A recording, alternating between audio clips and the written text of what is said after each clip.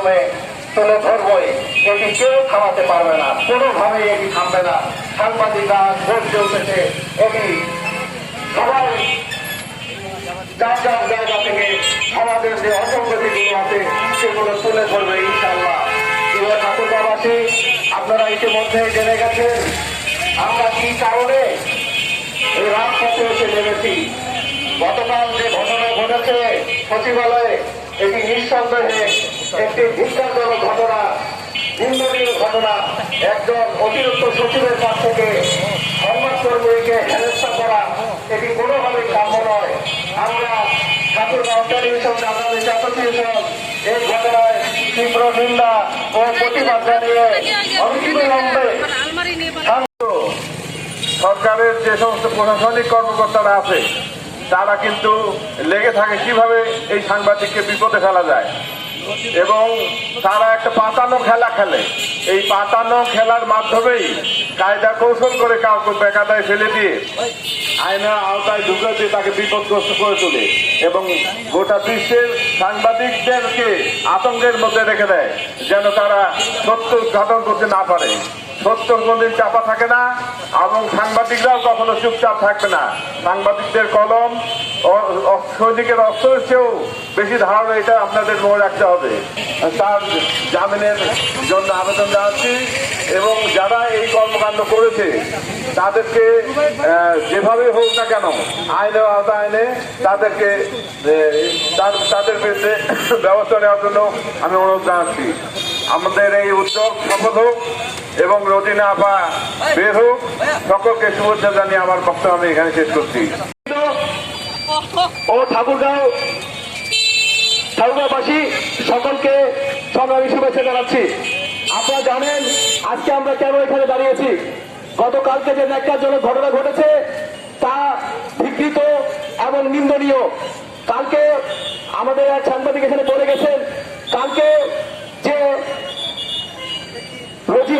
রোজিনা আপার উপর যে ধাবা বসিয়েছিল তারা এবং তার কণ্ঠরোধ করার চেষ্টা করেছিল, এটা শুধু রোজিনা আপার কণ্ঠরোধ করা নয়, সেটা সংবাদপত্রে কণ্ঠরোধ করা। আমরা দেখছি আজকে সংবাদপত্রে কণ্ঠরোধ করার জন্য যে ধরনের প্রক্রিয়া চলছে করোনাকালে, আপনারা জানেন এই করোনাকালে স্বাস্থ্য মন্ত্রণালয়ের যে নানা অব্যবস্থাপনা, দুর্নীতি, তার বিরুদ্ধে লাগাতার উনি প্রতিবেদন করে গেছেন। সেই প্রতিবেদনের মধ্য দিয়ে আমরা জেনেছি স্বাস্থ্য ব্যবস্থার কি ভঙ্গুর অবস্থা।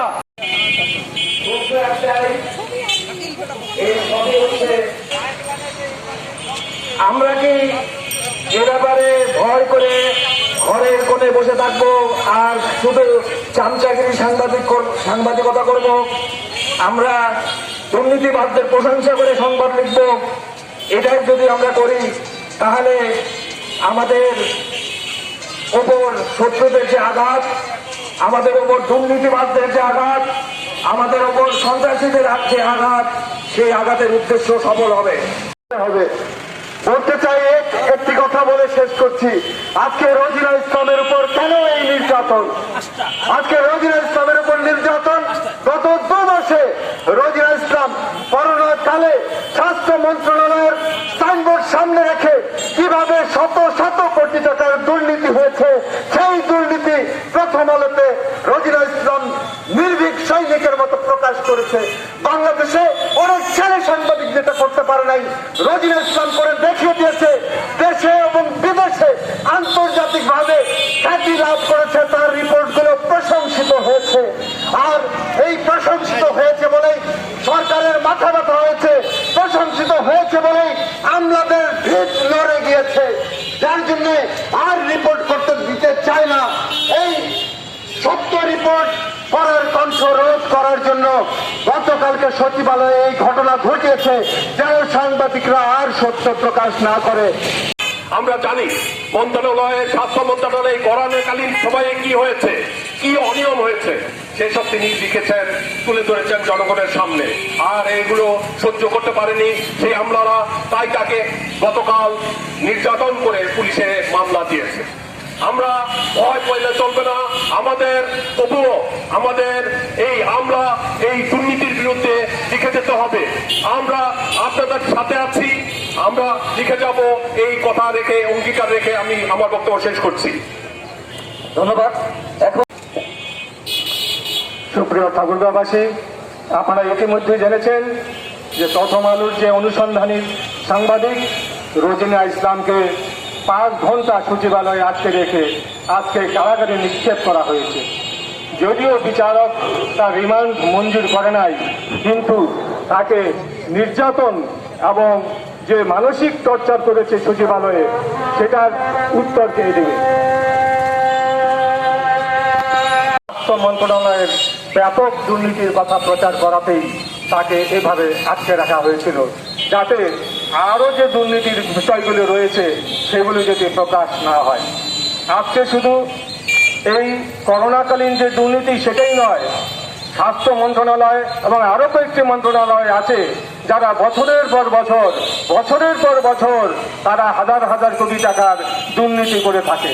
আজকে যে উপসচিব আছে স্বাস্থ্য মন্ত্রণালয়ের, জীবননেতা কাজী জীবননেতা, একটু আগেই আমি দেখে আসলাম ইন্টারনেটে যে তার কানাডায় 3টি বাড়ি রয়েছে, পূর্ব লন্ডনে 1টি বাড়ি রয়েছে, ঢাকায় 4টি বড় বড় বিলাসবহুল বাড়ি রয়েছে এবং ঢাকার একটা বহু দামি একটা জায়গায় 21 বিঘা সম্পত্তি রয়েছে এবং এখন পর্যন্ত তার 80 কোটি টাকার ফিক্সড ডিপোজিট পাওয়া গেছে। এই যদি একজন স্বাস্থ্য মন্ত্রণালয়ের কর্মকর্তার সম্পদের পরিমাণ হয়, তাহলে আপনারা ধরে নিন যে স্বাস্থ্য ভবনের সম্পত্তি যোগ করলে এই দুর্নীতি করে যারা এই এত হাজার হাজার কোটি টাকার সম্পত্তি করেছেন সেই পরিমাণ কত হবে। আজকে শুধু এই মন্ত্রণালয়ের খালি নয়, সব মন্ত্রণালয়ের এইরকম দুর্নীতি আছে। আমি প্রশ্ন করতে চাই, সরকার বেশি শক্তিশালী নাকি স্বাস্থ্য মন্ত্রণালয় বেশি শক্তিশালী? আজকে কার জোরে স্বাস্থ্য মন্ত্রণালয়ের একজন ড্রাইভারের হাজার হাজার কোটি টাকা হয়? আজকে কি করে স্বাস্থ্য মন্ত্রণালয়ের একজন কর্মচারীর হাজার হাজার কোটি টাকা হয়? সুইস ব্যাংকে হাজার হাজার কোটি টাকা জমা থাকে। তাহলে এইগুলি করার সুযোগ তারা কি করে পায়? তাহলে কি আমরা ভাবতে বাধ্য হব যে এর ভাগ বটোয়ারা সরকারও পায়? সরকারের বহু নামি দামি ক্ষমতাসীন কর্মকর্তা, রাজনৈতিক দলের নেতা যদি এই ভাগ না পেয়ে থাকেন, তাহলে স্বাস্থ্য মন্ত্রণালয়ের কর্মকর্তা কর্মচারীদের এই হাজার হাজার কোটি টাকার দুর্নীতি করার সুযোগ থাকতো না। আজকে আমাদের এই রোজিনা ইসলাম দেখিয়ে দিলেন যে সকলকেই প্রতিবাদ করতে হবে। যদি প্রতিবাদ করা না হয়, যদি সামান্য কয়েকজন দুর্নীতিবাজকে ধরা হয়, শুধু গাছের ডালপালা কাটলেই হবে না, গোটা গাছই তো বিষাক্ত হয়ে গেছে, গাছের গোড়ায় পচন ধরেছে। এই সমাজ ব্যবস্থা যদি আমূল পরিবর্তন করা না হয়, তাহলে 2-1 এই দুর্নীতিবাজ কেন হাজার হাজার দুর্নীতিবাজের জন্ম হবে। নদীটাকে নির্যাতন করার জন্য একটি বিচার বিভাগ তদন্ত দাবি করছে। এই বিচার বিভাগ সঠিকভাবে তদন্ত করে এই দোষীদের ব্যক্তি ব্যবস্থানোর জন্য জোর দাবি জানাচ্ছে। যেখানে সেখানে অন্যায় হবে, সেখানে সাংবাদিকরা কলম চলবে। আপনারা মনে করিয়েন না এদেশের একটা দুর্নীতি সমস্যা রয়েছে। এই দুর্নীতি সমস্যা সরকার সেক্রেটারিয়েটে কি করে তাদের সাথে কি লেনদেন, না কোন সচিবের, কোন উপসচিবের, কোন সমস্ত দুর্নীতি করছে তাদের দুর্নীতি করবে। আপনারা জেলা আসে গরিব মানুষের দুর্নীতি করেন আর বড়লোকদের সাথে ব্যবসা করেন। এই দুর্নীতি সমস্ত আমাদের জন্য প্রয়োজন মনে করি না। তাই আজকে ভদ্রভাবে বলতে চাই, প্রত্যেক সাংবাদিক কোন প্রশাসন ঠাকুরগাঁয়ের যদি কোন আঘাত করে থাকে, এর সঠিক জবাবটা আপনাদেরকে আমরা দেব। বলতে চাই, অতীতে অনেক খেলা হয়েছে, আমিও খেলা দেখছি। এই খেলা সমাপ্ত করে বাধা দিয়ে যাব। আপনারা ভাড়াটিয়াদের কথা শুনতে চান, যারা ঠাকুরের সাংবাদিকদের প্রবেশ করে তাদের কথা শুনতে চান না আপনারা। তাই আজকে এই রচনা ঢাকায় 72টি সেক্টরে সে তার রিপোর্ট তৈরি করে আপনি চুরি করবেন, আপনার চোরের ধরা পড়ার সে নিউজ করেছে। এর জন্য কি দায় আমি সাংবাদিক রচনা? এর দায় ওই চোরটাই। তাকে ধরলেন না, ধরলেন রচনাকে নিয়ে জোর করে গাড়িতে তুলে নেন আর বলে রচনা নাকি ওই অফিসে কাগজপত্র ফাইল চুরি করেছে। হায় রে বাংলাদেশ, হায় রে প্রশাসন। এবং নাটকের সব জায়গায় নাটক করা যায় না, প্রশাসন বন্ধুদের বলে যায় সব জায়গায় নাটক করা যায় না। আপনারা ইদানিং 500 দিন একটি নাটক করেছেন, আমি সেই নাম উল্লেখ করতে চাই না। নাটক ঠাকুরগাঁও কোনো প্রশাসন করবেন না, আপনাদের কাছে জড়ো। কারণ কি করছেন কি না করছেন সমস্ত সাংবাদিকরা আপনারা জানেন। সেজন্য নাটক করা বন্ধ করে দেয়। ঠাকুরগাঁও যেখানে দুর্নীতি হবে সেখানে সাংবাদিকরা লিখবে, এর জন্য মামলা মোকদ্দমা তা কিছু করার থেকে করবেন। আমরা রাজপথে এই ঠাকুরগাঁও আন্দোলন সংগ্রাম চালিয়ে যাব। বের হয় না, এটা কি আপনাদের সরকারের হত্যাকারী না প্রশাসনের হত্যাকারী, এটাও আজ পর্যন্ত চিহ্নিত করতে পারেন নাই। তাই এই হত্যাকারীকে অবিলম্বে আমরা চিহ্নিত করে তাদের বিরুদ্ধে চার্জশিট দাখিল করবেন, এটা পুলিশ প্রশাসনের কাছে আমাদের দাবি।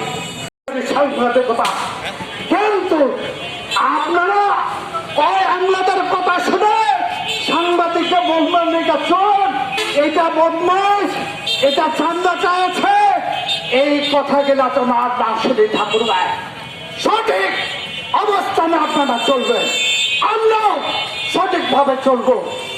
আর আসুন আগামীতে সব সাংবাদিককে ঐক্য থাকার জন্য আহ্বান জানিয়ে জানার জন্য আবার বলছি, এই ঘটনা বিচারকে দাবি তদন্ত করে সুষ্ঠুভাবে বিচারের দাবি কাজে আমার বক্তব্য এখানে শেষ করছি।